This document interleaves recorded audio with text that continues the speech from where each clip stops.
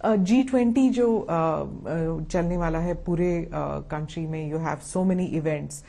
इसके बारे में ये भी कहा जाता है कि जहां पर भारत को एक शोकेसिंग हो रही है, भारत के राज्यों की शोकेसिंग हो रही है, वहीं इसको एक इलेक्शन के तौर पर भी इस्तेमाल किया जाएगा, इलेक्शन प्रोपेगेंडा या इलेक्शन कैंपेन के तौर पर, क्योंकि मोदी जी की छवि को लेकर सब जगह बात होगी और वर्ल्ड लीडर्स जो हैं वो मोदी जी के साथ आएंगे, तो it will be use for domestic purpose also. नहीं तो क्यों ना हो। अगर मोदी जी के समय में ही G20 का नेतृत्व तो भारत को मिला है और यशस्वी तरीके से अगर G20 की पूरी समिट सफलता से समाप्त होती है तो मोदी जी को यश मिलना ही चाहिए। क्यों ना मिले? किसको मिले? तो अपोजिशन को मिले, स्वाभाविक रूप से प्रधानमंत्री जी को मिलेगा। और जिस प्रकार से उन्होंने आयोजन किया है, पूरी दुनिया आश्चर्यजनक तरीके से देख रही है। किसी भी देश में G20 की सीरीज ऑफ मीटिंग्स को 4 या 5 शहर के बाहर नहीं ले जा पाए।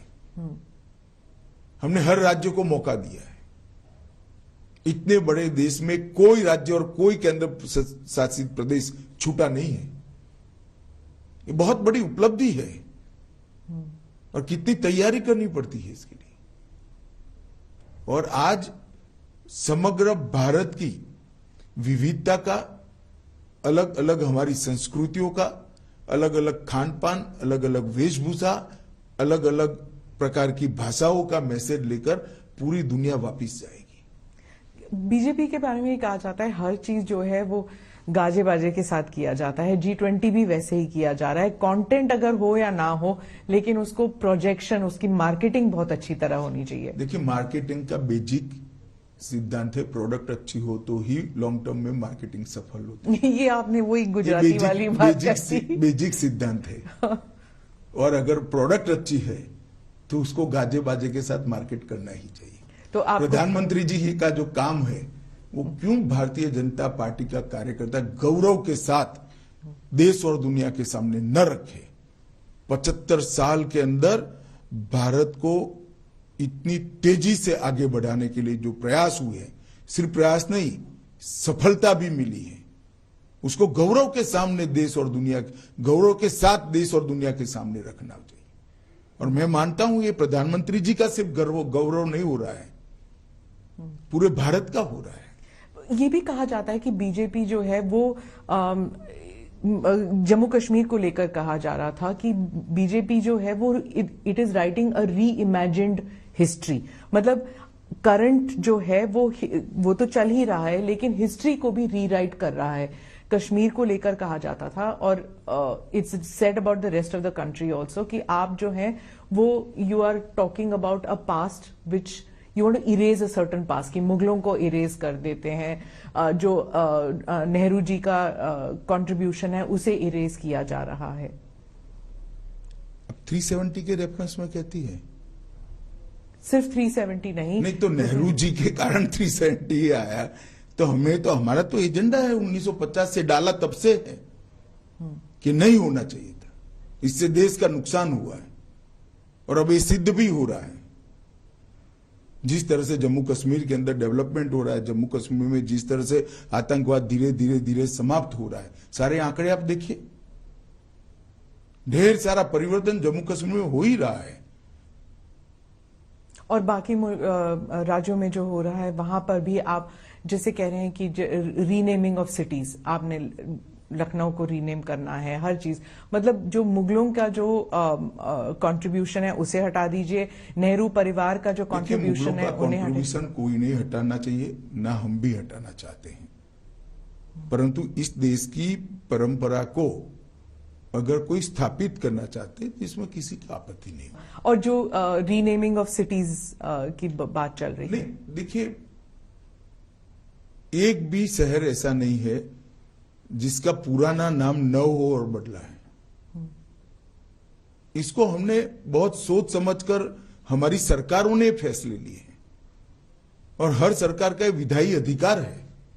जी, 2024 को लेकर आप समझते हैं, क्या आप ऑलरेडी एक एजेंडा लेकर चल रहे हैं कि 2024 के इलेक्शन के लिए क्या मुद्दा होगा बीजेपी के लिए, क्या मैसेजिंग होगा? देश का विकास, सुरक्षित देश से अर्थतंत्र को विश्व में सबसे तेज गति से बढ़ने वाला अर्थतंत्र बनाना, भारत का गौरव समग्र विश्व के अंदर पहुंचाने का प्रयास और सफलतापूर्वक इसकी स्वीकृति आई है, और देश के 60 करोड़ गरीब लोगों के जीवन स्तर को उठाने का 8 साल के अल्पकाल के अंदर जो प्रयास किया और हम उठाने में सफल भी हुए हैं।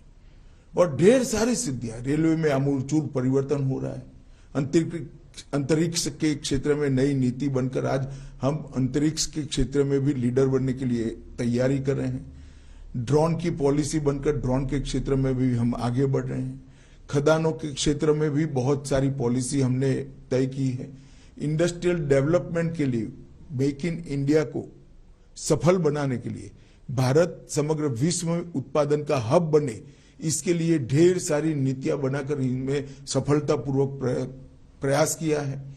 भारत की डिफेंस के क्षेत्र में विदेश पर की निर्भरता को 30% ये 8 साल के अंदर कम करना मैं मानता हूं बहुत बड़ी सिद्धि है। वामपंथी उग्रवाद लगभग समाप्ति के आरे पर है। जम्मू कश्मीर के अंदर आतंकवाद पर पूर्णतया हमारी एजेंसियों का कंट्रोल है, वर्चस्व है। नॉर्थ ईस्ट के अंदर पूरा एक प्रकार से जो उग्रवादी ग्रुप थे, इसके अंदर बहुत सारा समाधान कर हमने धीरे धीरे कर 8,000 से ज्यादा उग्रवादी ग्रुपों के लोगों को मेन स्ट्रीम में लाने में सफलता हुई। नॉर्थ ईस्ट पहली बार विकास का अनुभव कर रहा है। मैं तो अभी त्रिपुरा में घूम रहा हूं। आज भी एक मैं बहुत गरीब घर के अंदर भोजन करने के लिए गया था, उसने उसका टॉयलेट भी बताया, गैस का सिलेंडर भी बताया, घर में बिजली भी बताई और नल से आता हुआ पानी भी बताया और आयुष्मान भारत का कार्ड भी बताया। ये लाभार्थी स्कीम तो ये गरीब के घर में पहुंचा है सारा। और बाहरी धान का बड़ा प्लास्टिक का बोरा भरा पड़ा था।